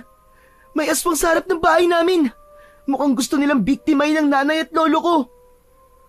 Nagmamadaling tumakbo ang bata papunta sa kinaroroonan nang nakita niyang mga aswang. Handa siyang harapin ang mga ito. Hoy! Mga aswang! Umalis kayo riyan! Anong ginagawa niyo sa harap ng bahay namin, ha? Gulat na napatingin sa kanya ang dalawang aswang. Lingid sa kaalaman ni Cholo, ang dalawang aswang na naroroon ay ang mag-asawang Epipanyo at Lucrecia. Dahil nga sa pagyakap na nila sa kapangyarihan ng kadiliman, ay naging mabangis at nakakatakot na ang itsura nila. Malayong malayo sa dati nilang itsura nang mabuting aswang pa sila. Wag na wag niyong pakikialaman ng lolo at nanay ko! Mananagot kayo sa akin! Nag-aalala at nag-iisip ang dalawang aswang kung ano ang kanilang gagawin. Nagtungo sila roon upang gantihan sina Rosenda at Lolo Victor dahil sa ginawa ng mga ito na pagsisinungaling. Ngunit hindi nila inaasahan na iba ang kanilang darat nandoon, ang kanilang anak na si Cholo na ngayon ay nakahanda upang sugurin sila. Kung ayaw niyo masaktan, umalis na kayo rito! Dahil hindi ako papayag sa masamang plano niyo sa lolo at nanay ko! Hindi pa rin kumikibo ang mag-asawang aswang. Naguguluhan sila sa dapat na gawin. Ayaw niyo talagang umalis, ha? Kumuha pa kayo ng buwelo para harapin ako! Nagkakamali kayo dahil uunahan ko na kayo, mga pangit na aswang! Hawak ang lumang itak ay inatake ni Cholo ang dalawang aswang. Wala silang ginawa kundi ang umiwas lamang sa pag-atake ng bata. Hindi nila kayang saktan yon, subalit pursigido si Cholo na sugatan ang mga kaharap na aswang. Sige! Kala nyo umiwas lang kayo ng umiwas. Matsatsambahan ko rin kayo. Mapupuruan ko din kayo, mga aswang. At tatapusin ko kayo. Iwinawasiwas at buong lakas na inihahataw ni Cholo ang hawak na itak. Subalit umiiwas lamang ang mga aswang. Samantala, sa loob ng kubo ay nagising na si Rosenda dahil sa ingay na naririnig niya sa labas, kaya ginising na rin niya ang kanyang ama. Tay! Tay, gising! Gumising po kayo! Bakit ba? Ano bang problema, anak? Pakinggan niyo po. May nagkakandaingay sa labas. Saglit na nakinig at nakiramdam si Lolo Victor. Nang natiyak niya na may kaguluhang nangyayari sa labas, agad siyang nagtungo sa bintana at sinilip yun. Rosenda, ang anak mo! Naroon siya! May kalaban siya, mga aswang! Hindi niya tayo pinakinggan, Tay. Pero kabilin-bilin na natin sa kanya na huwag siyang lalabas ng kubo. Wala na tayong magagawa pa sa bagay na yan dahil nandiyan na siya sa labas. Sino kaya mga aswang na kaikwentro niya? Hindi ko alam dahil iba ang kanilang kulay. Hindi sila kakulay ni na Epifanio at Lucrecia nang una natin silang makita. Kung ganon, ibang uri ng aswang. Posibleng inutusan sila ng mag-asawang yun. Tama ka. At dalawang bagay lamang ang sadya nila. Ang kunin si Cholo o patayin tayo. Tay, ano pong gagawin natin? Paano po natin tutulungan si Cholo? Rosenda, taglay ni Cholo ang kwintas na may mutya na sungay ng kambing. Ibinili ko yun sa kanya. Matutulungan siya noon. At yun ang kanyang magiging proteksyon. Tay, gusto ko siya makita. Lumabas tayo, tignan natin sila. Halika, para makita ko kung paano makipaglaban ang anak mo. Lumabas ng bahay ang mag-ama upang mas makita nila at mapanood kung paano tatalunin ni Cholo ang mga aswang nakaharap. Ngunit habang nakikipaglaban ang mag-asawang Lucrecia at Epifanio sa bata, ay namataan nila na lumabas na ng bahay sina Rosenda at Lolo Victor. Hindi kayang saktan ng mag-asawa ang bata, kaya nakaisip ng paraan si Epifanio. Habang nakikipaglaban ang asawang si Lucrecia sa bata, ay sumalisi ang aswang na si Epifanio at pinuntahan sina Rosenda at Lolo Victor. Nagulat ang mag-ama sa biglang paglapit sa kanila ng halimaw at agad na hinila nito si Rosenda. Hinawakan yun sa braso, subalit maagap namang nahawakan din ni Lolo Victor ang isang braso ng anak. Bitiwan mo ako, halimaw ka! Bitiwan mo ako! Hindi mo makukuha ang anak ko! Bitiwan mo siya, halimaw ka! Bitiwan mo ako! Nasasaktan ako! Bitiwan mo ako! Sa kabila ng pagmamakaawa ni Rosenda, ay tila walang naririnig ang halimaw na pilit na humihila sa kanya. At dahil ayaw bitiwan ni Lolo Victor ang kabilang braso ni Rosenda at nakikipaghilahan siya sa aswang, kaya ginamit na ng halimaw ang isang kamay niya at hinawakan sa leeg si Lolo Victor. Sinakal ang matandang lalaki, kasabay ang malakas na pag-atungal ng aswang. Galit na galit naman si Lolo Victor. Walang hiya kang aswang ka! Bitiwan mo, leg ko! Huwag mo ako sakalin! Hindi ako makahinga! Pakawalan mo kami ng ama ko! Pakawalan mo kami! Cholo, anak! Sak Lolo! Tulungan mo kami ng Lolo Victor mo! Tulungan mo kami, anak! Malakas ang sigaw na yon ni Rosenda at narinig yon ni Cholo. Nakita ng bata ang sitwasyon ng kanyang lolo at ng kanyang nanay sa kamay ng halimaw. Kaya nagmamadaling tumakbo si Cholo papalapit sa kinaroroonan ng nanay niya at ng lolo niya upang tulungan ang mga ito. Bago pa nakalapit ang bata, ay binitiwan na ng aswang ang pagkakasakal nito kay Lolo Victor at saka malakas na itinulak at binuhat naman si Rosenda at itinakbong papalayo. Dahil sa pangyayaring yon, ay nalito si Cholo kung sino ba ang tutulungan, ang Lolo Victor ba niya na ibinagsak ng halimaw o ang nanay niya na tinangay ng aswang. Sa pagtakas ng aswang, nadala si Rosenda ay tumakbo na ring papalayo ang isa pang aswang na kasama hanggang ganap na silang nakalayo at kinain na ng kadiliman. Tinulungan naman ni Cholo na tumayo ang kanyang lolo Victor na tila napilayan pa dahil napasama ang pagkakabagsak nito. Lolo! Lolo, okay lang po ba kayo? Aray ko! Ang binti ko po masakit! Nahihirapan ako makatayo. May nabali atang buto. Humamak po kayo sa akin. Itatayo ko po kayo. Salamat po. Ang nanay mo, Tinangay po siya ng aswang, Lo. bakit hinayaan mo tangay ng aswang ang nanay mo? Nalito po kasi ako kanina kung sino po ang dapat kong tulungan eh.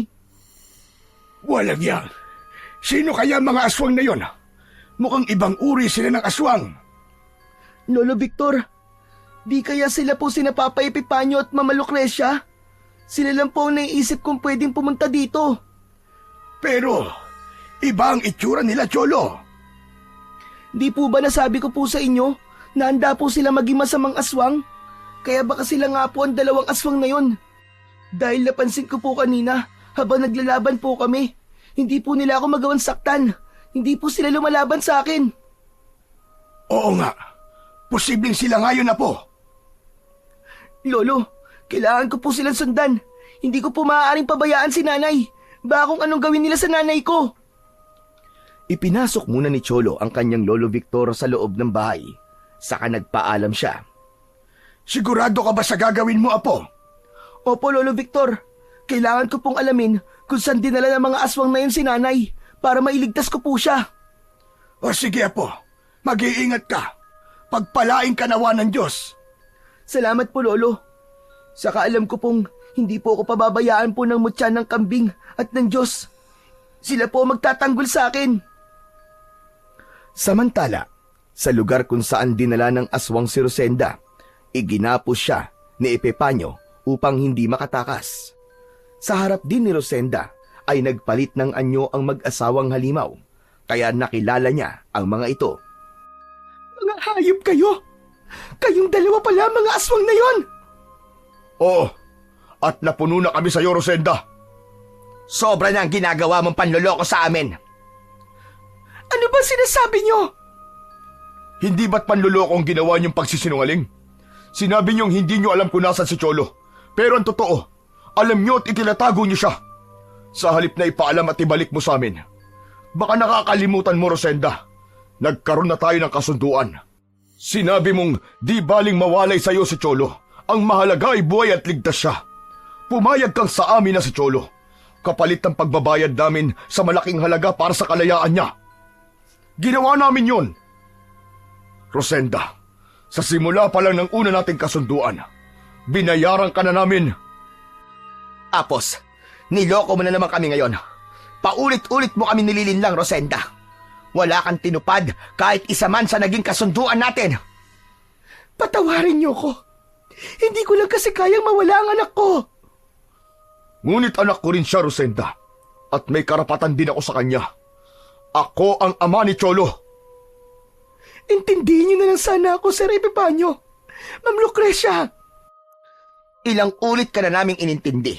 Pero ngayon, tapos na yung pag-iintindi namin sa'yo. Sawang-sawa na kami. Napuno na kami. Kukunin namin ang dapat ay sa amin. Dahil sa amin si Cholo.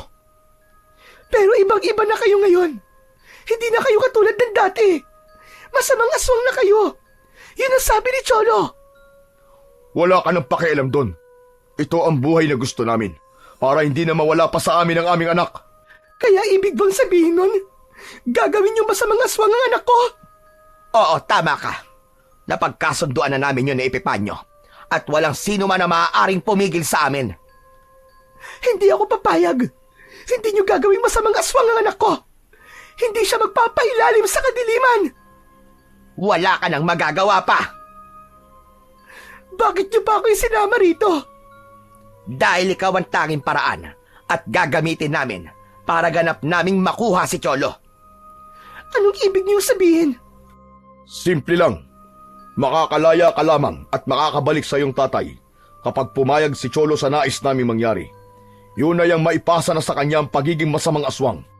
Upang nang sa ganon, ay ganap na niya kayong makalimutan at hindi niya nagugustuhin pang bumalik sa inyo dahil mamamalagi na siya sa poder namin. Grabe na kayo! Sumagad na ang inyong kasamaan! Dahil yun na lamang ang paraan upang mabuo ang pamilyang nais ko, Rosenda. Kung sa simula pa lamang ay hindi ka sumira sa naging kasunduan natin, ay hindi naaabot sa ganito ang lahat. Magkakaroon tayo ng kanya-kanyang buhay. Pero anong ginawa mo? Mas pinili mo manloko at hindi na namin papayagan pang maulit at mangyari yun. Wala nang nagawa pa si Rosenda. Masakit sa kalooban niya ang pinaplano ng mag-asawa. Kaya lamang ay hindi na yon magbabago pa. Gusto niyang sisihin ang sarili niya dahil alam niyang may kasalanan din siya sa nangyari.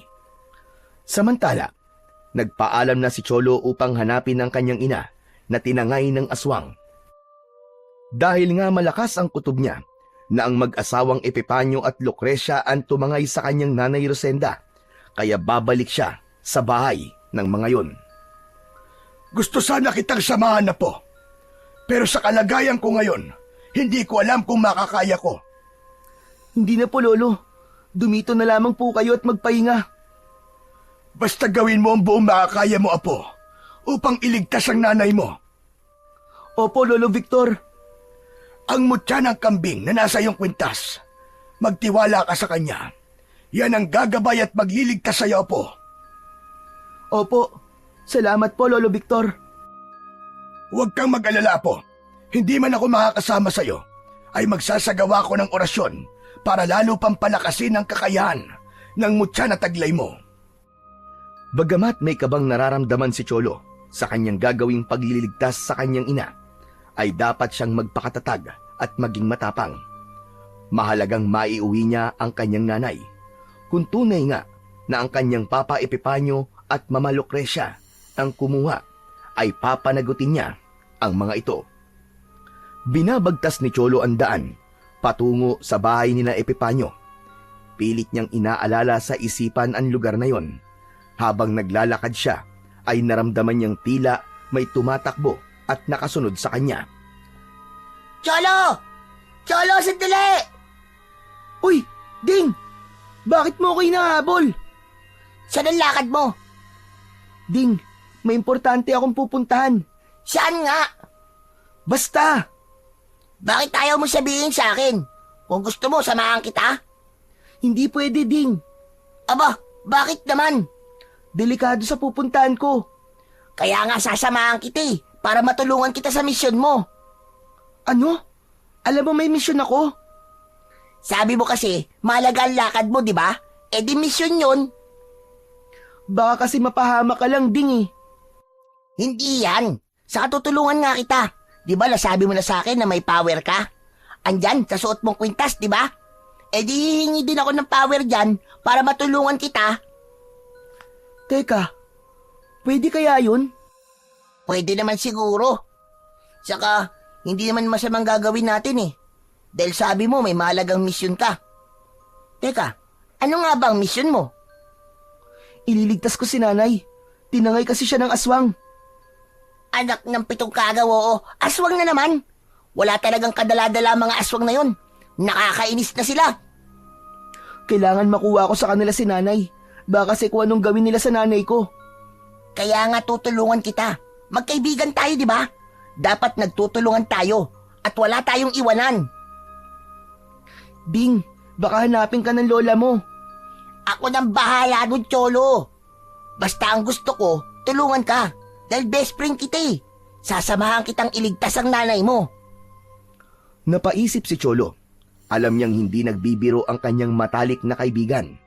Handa siya nitong samahan kahit pa delikado ang lugar na kanilang pupuntahan. Sure ka ba talaga, Ding? Oo, sabi, ang kulit naman ito. Sure na sure ako, 1,000 million %. At wala na tong atrasan. O ano, ayos na ba? Isasama mo na ako?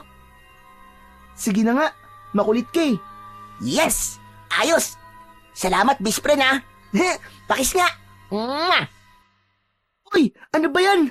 Ito naman may pakiskis pang nalalaman. Para kang Becky niyan eh. Hoy, hindi ako Becky, no? Happy lang ako, Cholo. Baka nakakalimutan mo, hindi birthday party ang pupuntahan natin. Bakbakan yun. Alam ko yun. Kaya nga excited na ako eh. Handang-handa na akong makipagbakbakan. Dahil mararanasan ko na kung paano lumaban sa mga aswang. Pero teka lang pala. Ba't ikaw lang ang may armas? Ayan oh, may dala kang itak sa bewang mo. Tapos ako wala. Paano naman ako? Teka, ano bang kaya mong gawin? Eh di ang pumalo. Gaya ng pumalo ng bola sa paglalaro ng baseball. Ayun na yun oh. Kunin mo yung kaputol na kahoy na yun. Yun ang gagamitin mong armas. Sure ka, Cholo? Kaputol na kahoy lang ang armas ko? Oo, pwede na yun. Saka ihingi natin ng tulong sa mutya ng kambing. Tsak, may magagawa siya kung paano yun makakapatay ng aswang. O sige, sabi mo eh. May tiwala naman ako sa'yo, bispren eh. Dapat lang. Okay, tara na. Puntahan na natin yung sinasabi mong bahay para makuha na natin ang nanay mo. Malayo-layo na din ang nilakbay ng dalawang bata. Subalit matalas ang memorya ni Cholo at naalala niya ang bawat daan, kaya nakarating sila sa lugar na kanilang pakay. Kagat na ang dilim nang marating nila ang bahay ni na Epipanyo. May mataas yung bakod. Malamang, nasa loob niyan si nanay. Grabe naman. Ang taas naman ng bakod, Cholo. Para tayo makakapasok dyan. Saka tignan mo. Nakalak yung gate, nakasarado. Wala nang ibang paraan ding. Aakyatin natin yan. Sure ka? Oo. Nanggaling na ako dyan at dumaan din ako sa bakod. Walang mga gwardya dyan, kaya makakapasok tayo na madali. Sige na nga. Sanay naman tayong umakyat ng puno ng duwat at puno ng santol eh. Kaya chicken lang sa atin ang pag-akyat dyan. Oo naman. Isa pa, andito lang ang mutya ng kambing. Sabi ni Lolo, siya ang poprotekta sa akin. Uy. Teka naman. Sa'yo lang? Ikaw lang ang poprotektahan? Eh paano ko? Eh di sorry na lang ako, ganon? Bahala na ako sa buhay ko, ganon ba yon? Cholo naman, hindi yata tama yun. Magkaibigan tayo tapos ikaw lang ang poprotektahan ng kwintas mo. It's unfair. Ito naman, tampururot kagad. Heto na nga, at bubulungan ko na ang mutya para hingin na pati ikaw ay protektahan din niya laban sa aswang na makakasagupa natin. O sige na, gawin mo na. Kausapin mo na yung mutya bago pa tayo umakyat ng mataas na pader na yan. Oo na, heto na nga eh. Hinawakan ni Cholo ang kanyang kwintas. Ipinikit ang mga mata at umusal ito sa mutya.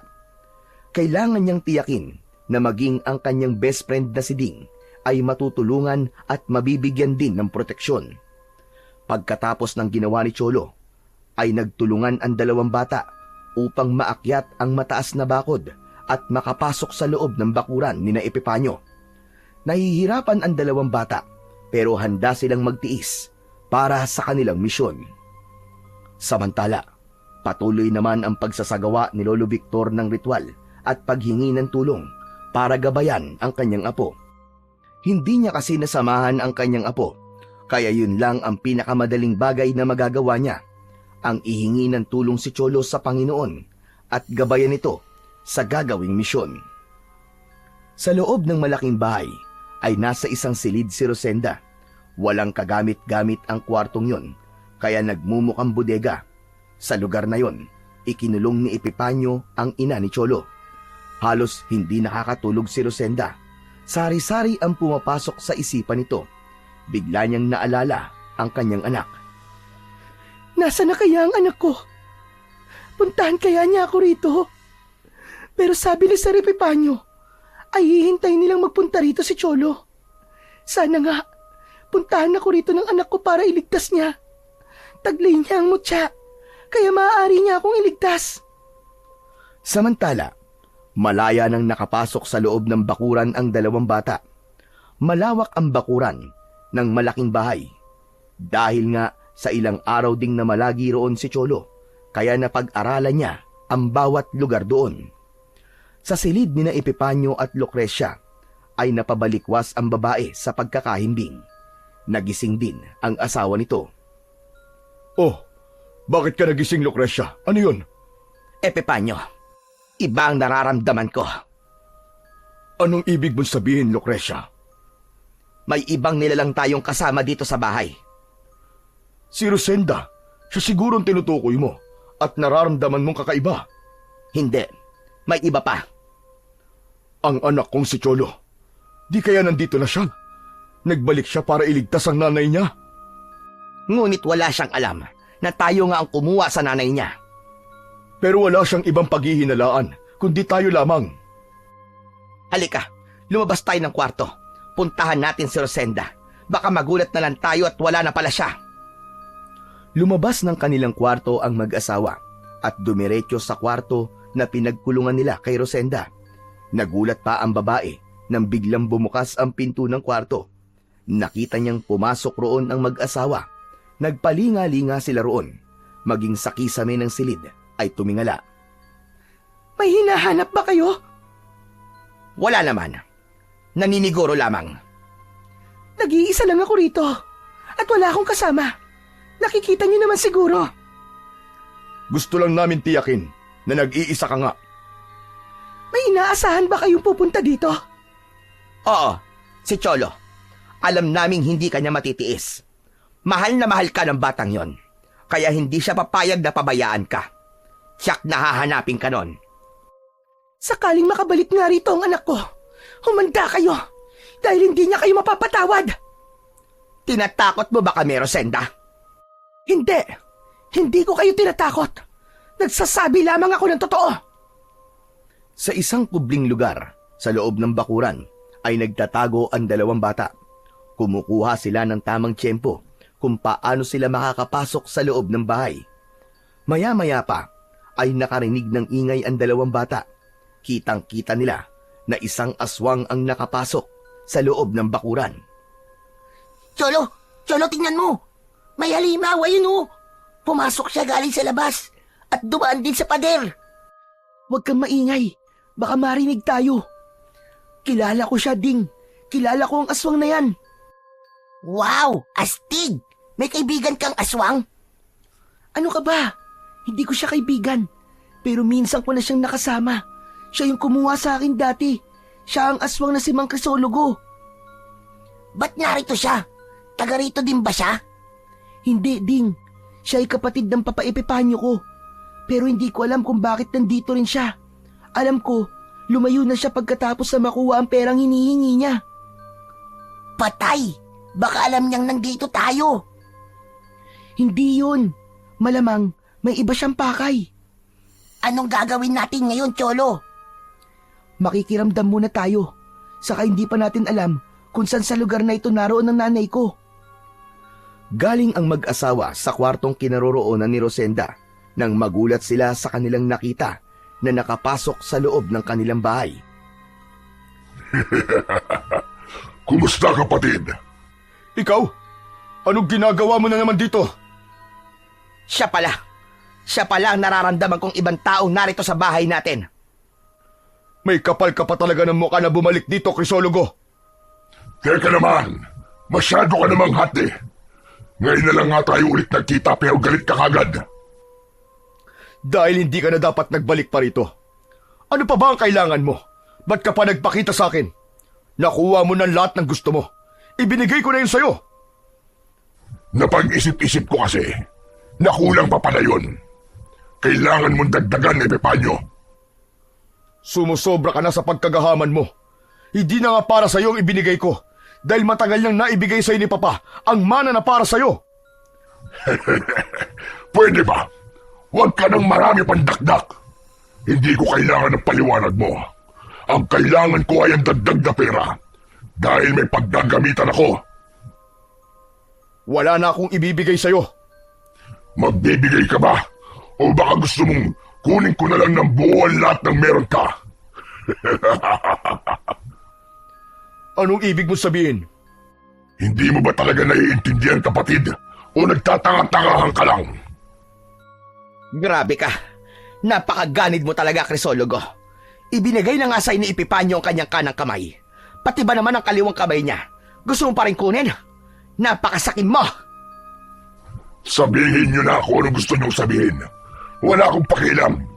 Kaya kung hindi mo ibibigay ang pera kailangan ko, edi kukunin ko ang buong yaman na meron kayo. Kapag namatay na kayo, sa akin mapupunta ang lahat ng yon. Dahil ang anak na meron kayo ay wala sa anumang papeles.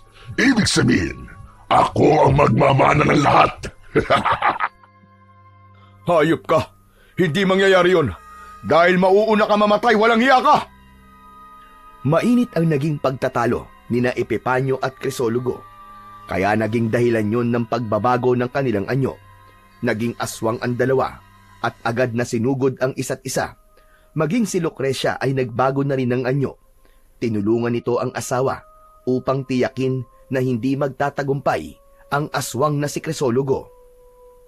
Matindi ang naging labanan at sagupaan ng tatlong aswang hanggang sa makalabas sila sa loob ng bahay. Bagamat nag-iisa si Crisologo, ay hindi siya nagpakita ng kahinaan.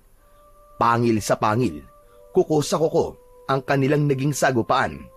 Tumitilamsik ang dugo sa bawat sugat na sanhi ng kanilang mga pangil. Nagpagulong-gulong sila. Isa man ay hindi magpapatalo.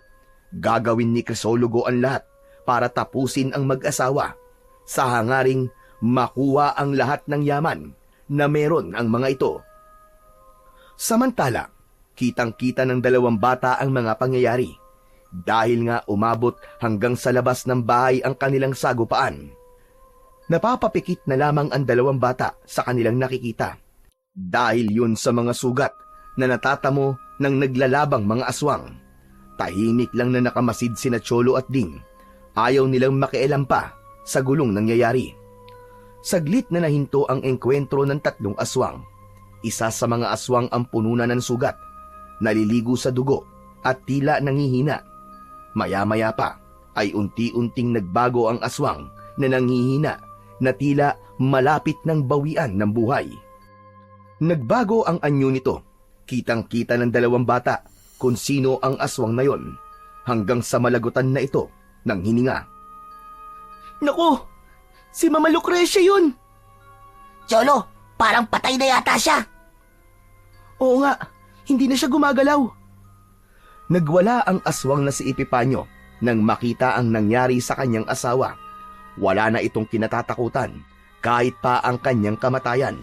Ang nais niya ngayon ay ipaghiganti ang sinapit ng asawang si Lucrecia. Bago tuluyang umatake si Epipanyo, ay nagpakawala ito ng malakas na atungal bilang pagpapahayag ng kanyang matinding galit. Sa kabuong bangis na sinugod nito ang aswang na si Crisologo. Subalit hindi ito magpapatalo. Kailangan niyang ipagtanggol ang kanyang sarili. Hayop ka! Magbabayad ka sa ginawa mo sa asawa ko! Mas naging mabangis at madugo ang sagupaan ng dalawa. Sinakmal ng aswang ang isa't isa. Tila mga asong lobo sila na hindi kayang awatin. Halos naliligo na sa dugo ang dalawang aswang. Mula sa pinagkukublihan naman ng dalawang bata, ay napatayo na si Cholo. Cholo, bakit? Saan ka pupunta? Tutulong na ako! Ano? Sira ka! Kanino ka tutulong? Hindi ko pwedeng pabayaan si Papa Epipanyo ko. Tatay ko pa rin siya, Ding. Huwag na, madadamay ka lang. Masyado silang malalakas. Bahala na. Ipinapaubaya ko na lang sa taglay kong mutya ang kaligtasan ko. Wala nang nagawa si Ding para pigilan ang kaibigan. Mula sa kanilang pinagtataguan ay lumabas si Cholo patungo sa kinaroroonan ng nagpapatayang mga aswang. Tama na yan! Tama na! Saglit na napatigil ang dalawang aswang at napatingin sila sa batang sumigaw. Agad na hinugot ni Cholo ang itak na nasa kanyang bewang. Sumugod ito sa kinaroroonan ng dalawang aswang. Nagliliwanag pa ang suot niyang kwintas at simbilis ng hangin ang kanyang pag-atake patungo sa isang aswang na pinuntirya niya. Hindi siya maaaring magkamali sa anyo ng aswang na si Crisologo dahil nakasama niya na ito. Buong lakas at bilis na itinusok ni Cholo ang hawak na itak sa katawan ng aswang. Napasigaw ang aswang nang maitusok ni Cholo ang kalahati ng itak sa katawan ng halimaw kung saan naroon ang puso nito. Hinugot ng bata ang itak na ibinaon sa katawan at muli sa malalim na sugat ay bumulwak ang kulay itim na likido mula sa katawan ng halimaw. Pati ang bibig ay lumabas din ang itim at nakakadiring likido hanggang sa unti-unti itong nanghina at bumagsak. Patay na tumimbuwang ang aswang na si Crisologo. Saglit pa ay unti-unting nagbago na ang anyo nito. Bumalik na sa tunay na anyo. Nakakatakot ang itsura nito. Nakabuka ang bibig at nakadilat ang mga mata. Subalit wala na itong buhay. Bumaling si Cholo sa isa pang aswang na si Epipanyo. Napaurong ito nang makitang nakatingin sa kanya ang bata. Nagbago na rin ito ng anyo. Wag maawa ka sa akin, Cholo. Papa, Anak, wag po kayo matakit sa akin. hindi ako lalaban sa iyo, Cholo. Wag mo ko sasaktan. Wala po akong gagawing masama sa inyo. Ligtas na po kayo. Hindi ko akalain na ganyang kakalakas. Salamat sa iyo, anak. Iniligtas ko lamang po kayo sa kasamaan po ni Mang Crisologo. Kaya lamang, wala na ang Mama Lucrecia mo. Hindi ko po siya nagawang iligtas. Anak, may kasalanan ako sa iyo. Sa nanay mo. Alam ko ang dahilan kung bakit nandito ka. Nasaan po si Nanay Rosenda? Ano pong ginawa niyo sa kanya? Wala kang dapat na ipag-alala, anak. Wala kaming ginawang masama sa kanya. Ligtas siya. Gusto ko po makita ang nanay ko. Agad na sinamahan ni Epipanyo si Cholo para makita ang nanay nito. Cholo anak, salamat. Salamat at pinuntahan mo ako rito. Hindi ko po kayo kayang pabayaan, Nay. Ang hayop na yan, si Sir Epipanyo. Siya ang tumangay sa akin at dinala ako sa lugar na to, anak. Alam ko na po yun, Nay. Kailangan parusahan mo siya. Masama siya. Halimaw siya, anak. Rosenda, patawarin mo na sana ako. Kung nagawa ko man yun, dahil ang nais ko lang ay makasama ang aking anak. Ang pagtangay ko sa iyo ay para bumalik sa akin si Cholo. Para ano? Para gawin din siyang masama na katulad niyo. Hindi ko papayagang mangyari yon. Anak, huwag kang makinig sa kanya. Pinaiikot lang niya tayo. Gagawin ka nilang masamang aswang dahil yun din ang ibig mangyari ng asawa niya. Nay, wala na po si Ma'am Lucrecia, Nay. Patay na po siya. Ano? Patay na siya? Oo, Rosenda. Pinatay siya ni Crisologo. Ang kapatid ko sa ama na nais kumuha ng buo kong kayamanan. Rosenda, malaki ang utang na loob ko sa anak mo. Dahil iniligtas niya ako kay Crisologo. Ano, anak? Ginawa mo yun? Opo, Nay. Kasi po, papa ko pa rin po siya. Siya pa rin po ang tunay kong ama. Ayaw mo may mangyaring masama sa kanya? Opo, Nay. Napakabuti ng puso mo, anak. Sa kabila ng ginawa niya sa akin at sa pagbabanta niya sa buhay natin, nagawa mo pa rin siyang tulungan. Kaya nga humihingi ako ng tawad sa iyo, mag-ina. Ngayon handa ko nang tanggapin ang lahat. Kung talagang hindi nakatadhana para makasama ko ang anak kong si Cholo, wala na akong magagawa. Anong ibig mo sabihin, Sir Epipanyo?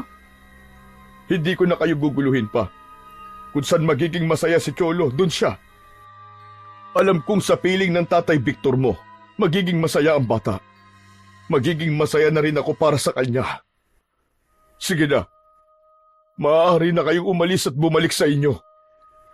Salamat, Sir. At nakikiramay po ako sa sinapit ni Ma'am Lucrecia. Nilisan na ni Rosenda, Cholo at Ding ang malaking bahay. Naiwan doon si Epipanyo at pinagluksa ang kamatayan ng kanyang asawa.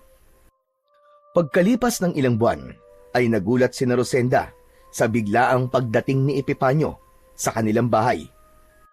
Epipanyo, ano sadya mo rito? Gusto ko pong makita ang anak ko at makausap si Rosenda. Para saan pa? Hindi niyo naman po siguro mamasamain kung ibig ko maging kaibigan kayo, Ma'am Victor, at mapalapit kay Rosenda. Lalong-lalo na po sa aking anak. Kakaiba at puno ng kahulugan ang ngiti ni Epipanyo. Agad namang nahulaan ng matandang lalaki ang ibig nitong ipahiwatig. Alam na rin ni Lolo Victor ang nangyari sa asawa nito, kaya ibig lang sabihin ay malaya na ang lalaki. Nakita ng matandang lalaki ang kasiyahan ni Cholo sa bawat pagbisita ni Epipanyo sa kanila. Dahil maayos naman ang naging pakikitungo ng lalaki sa bawat pagbisita nito, kaya maayos din ang naging pagtanggap ni Rosenda. Hanggang sa nagulat na lang ang babae nang magpahayag ng interes si Epipanyo. Sir Epipanyo, nanliligaw po ba kayo sa akin? Wala naman sigurong masama. Saka, huwag mo na akong tawaging sir. Epipanyo na lang. Uy, narinig ko po yun. Nay, sige na po. Okay lang po sa akin kung ligawan niya po kayo. Saka di po ba, tatay ko naman po siya eh. Pero anak, alam natin ang pagkatao niya. Kung ang pagiging aswang ko ang iniisip mo, Rosenda, handa kong isuko ang kahit na ano para sa inyo ng anak ko. Maaaring mawala ang aking pagiging aswang. Kung yun lang ang problema, anong ginagawa ng mutya ng kambing? Sa dami ng ipinakita na niyang kakayahan, alam kong matutulungan niya tayo upang mawala ang pagiging aswang ni Epipanyo. Yun ay kung handa ka, Rosenda, natanggapin siya. Siyempre po, Lolo Victor. Di po ba, Nay? Gusto kong manggagaling kay Rosenda ang sagot. Kung ano ang sagot ng anak ko, yun na rin ang sagot ko, Epipanyo. Sa sinabing yun ni Rosenda, ay biglang napayakap si Epipanyo kay Rosenda. Nakangiti naman na nakatingin si Lolo Victor. Samantalang napapapalakpak si Cholo dahil sa hindi niya maipaliwanag na kasiyahan. Sa wakas, natupad ang kahilingan ni Cholo na makilala at makasama ang kanyang tunay na ama. Samantalang natupad din ang matagal ng hiling ni Epipanyo na magkaroon ng pamilya. Masalimuot man ang nangyari sa kani-kanilang buhay, tadhana naman ang gumawa ng paraan para mabuo ang isang tunay na pamilya. Sadyang nakatakdaan lahat ng mga pangyayari para sa katuparan ng kanilang pinapangarap, para sa isang mas maaliwalas na bukas.